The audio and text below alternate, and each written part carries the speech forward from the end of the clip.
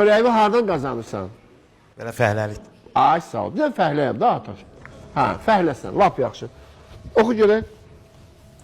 Kim ki qapımı döyürən əziz qonağımdır, qonağa səxavətli görünmək marağımdır.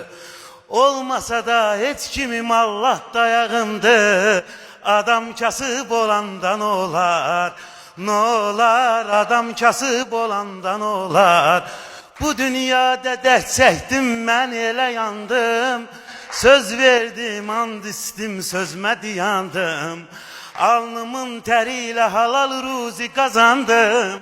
Adam kasıb olandan olar, nolar adam kasıb olandan olar.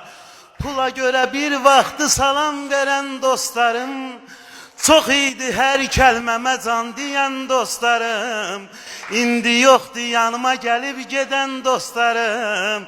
Adam kasıb olandan olar, nolar adam kasıb olandan olar. Elə ki varım dövlətim son həddinə çatdı. Kimsi mənə güldü, kimsə baxdı söz attı. İstədiyim yar məni var dövlətə satdı. Adam kasıb olandan olar, nolar adam kasıb olandan olar.